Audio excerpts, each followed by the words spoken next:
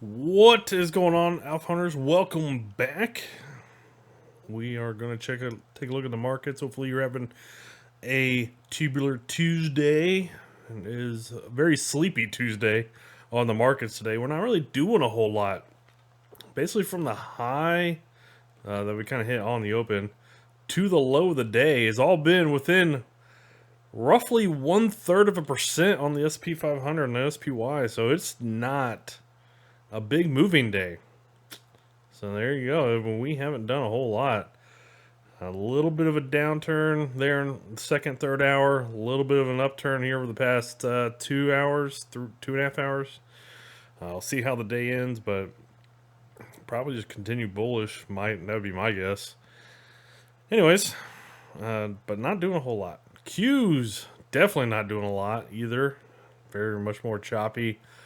Some activity there in the first opening minutes, but not a whole lot kind of going on there. IWM, a little bit more activity kind of going on here on the IWM. Nice gap up, faded down, currently down about 1/3%. See how much should we gap up here on the IWM? Roughly 0.8%. So this thing's moved pretty good intraday, from the high to the low. But yeah, that's how the IWM looks. DIA, nice gap down, traded lower initially first 2 hours.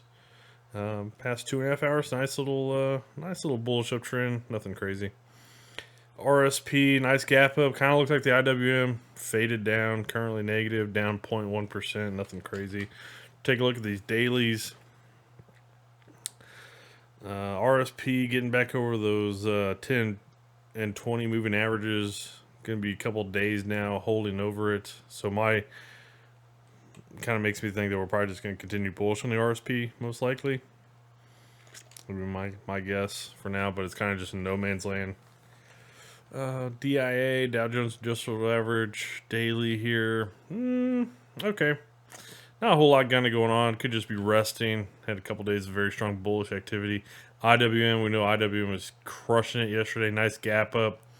Kind of feeling this gap also from back on January 2nd. Now, if you remember a couple days ago, because we kind of made this breakdown, I kind of mentioned if you're going to have a stop loss here, you don't want to have it right above this kind of upper end or this top ends of these this channel, this little sideways trend that we had here. You want to have it up above this wick, if not up back up, up above the December high. But this wick is very important. So we haven't gotten there. We haven't taken that out yet. That would have been a very important spot to probably have it. Now, the other thing I'm going to say here is since we've kind of gotten above these levels and we kind of filled this gap, the other thing I would say is if you were trying to play this bearish, like you are moving your stop loss right below today's high. Period. Like that's where you're going to move it to. You're going to let it make this retest. If we came a little bit deeper, filled this gap, and then maybe we rolled over, okay, that's a possibility. We did all that in one go, but if it continues higher, you don't want to take the full loss. So that's why you don't want to move it down just above today's high. And yeah, there you go. IWM though, pretty deep retest. Could still maybe roll back over. That's such a tough call. Such a tough call. I don't really know. The only thing I would just say is just have your stop loss right above today's high. Qs. Oh, it was triple Qs. Well, we're about to get into the triple Qs earnings season, basically. I guess we'll have Tesla tomorrow, I believe. I think it's tomorrow. Anyways, not really too much kind of going on here. Just kind of a resting day. We had a couple very strong days as we ended last week. But not really seeing strong follow through right now. So yeah, I mean we could be resting, and that's about it.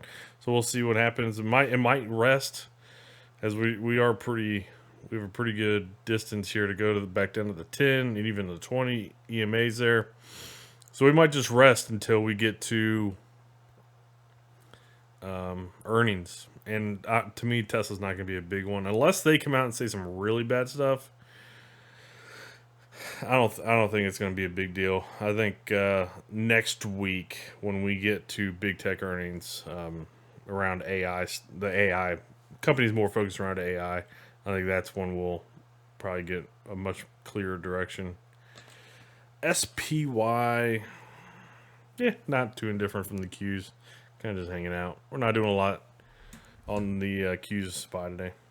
So that's how they look on the daily. Nothing crazy. Just kind of resting right above the breakout of the previous all time high, and just hanging out right now. VIX, how's the VIX doing? VIX coming back down. Yep, not. I mean, on sleepy days the VIX will just go down. So there you go.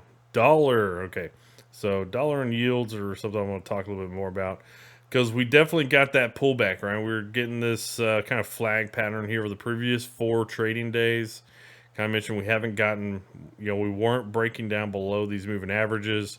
It kind of seemed like the market was wanting to wait and let the moving averages kind of catch up and push it higher, and that's exactly what happened.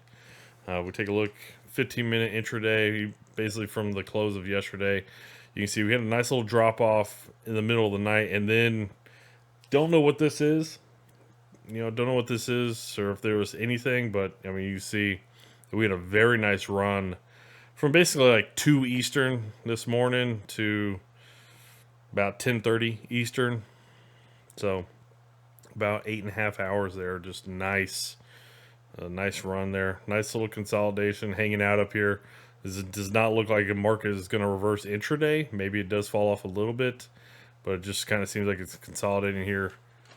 And maybe we'll continue to push higher here over the next couple days on the DXY and gold, the GLD. Not doing a whole lot. This is why you still want to just be bullish on GLD and gold. It's hanging in strong. Dollar's up pretty good today. Dollar's having a pretty good move, and GLD, it's positive. So yeah, definitely not an area you're going to want to be bearish on this year. And continue to be bullish on any dips on GLD. Yeah, there you go. All right. The other one, 10-year yield. So we kind of mentioned this yesterday. Could have just been a quick, wick lower, kind of retest almost into that 10 EMA area. Got a higher low, higher high kind of coming in today over yesterday. Haven't gotten back up to the high of the wick, obviously from Friday.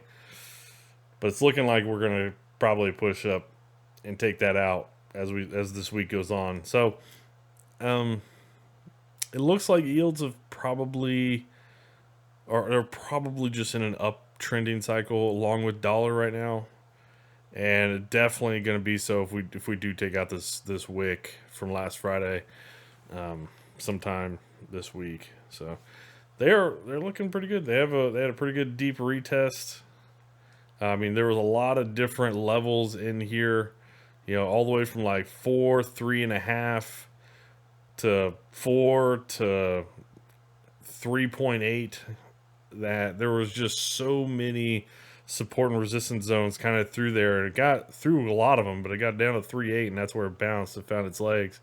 So, yeah, with that being said, yields, I mean, they maybe they go on another run here.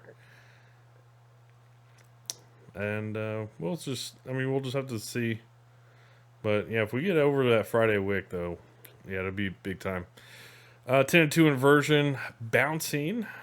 Okay, kind of mentioned going to be kind of a choppy spot, right? Because that's kind of where we topped out before. It's kind of where we topped out last week. Kind of where we bottomed before. It's kind of where we had some support and resistance in that same kind of zone there. So, yeah, I mean, we might just continue to see 10-2 kind of bouncing between those levels for now. 2-year yield, not really doing a whole lot, even though the 10 years up. So, yeah, getting really tight in here the past 2 days. This looks, I mean, it's just getting really compressed. Do we have any? I don't think we have any major yield news coming up. Maybe we do Thursday morning. I guess GDP growth. Yeah, I guess GDP growth rate quarter over quarter coming Thursday morning. We'll have Friday morning core PCE, personal income, personal spending Friday morning. So that'll all be Thursday. and Friday mornings for the next kind of like economic data. Unless there is, let me check this real quick. Where is it? Upcoming treasury auctions. What do we got here? So we do have one tomorrow. I'm not worried about 17 week treasury auctions. We got 5 year. The 5 year notes are going to be tomorrow as well. That's 2 year FRNs. I don't care about that. So yeah, I mean about the big one tomorrow is going to be this 5 year.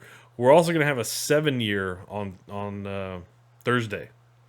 So back to back days, we're going to have treasury auctions. We'll see if that kind of impacts treasury yields much at all. Other than that, I wouldn't worry about these within a year. The week stuff. Don't worry. You shouldn't worry about that too much. Although they've made some noise here recently, they usually are not an issue. All right, so that's some yield stuff. HYG, yeah, looks like it's just kind of setting in a consolidation area, a little pivot pattern. So we'll have to see which way the HYG breaks later on. Obviously, whichever way yields break. LQD doesn't look good. Maybe that's the way that HYG eventually breaks, because you got, these lower highs kind of coming in here as you got this support level. So it looks like we're kind of having a little bit of a triangle pattern here setting up, a little compression area. So we'll see which way this kind of breaks later on. Maybe that'll kind of give us some market direction. How's the TLT? TLT made a huge retest yesterday. There it was, and it has continued back bearish today. It makes sense with 10-year yield being up, TLT dropping off pretty good. Let's check that sector rotation. So we got Staples.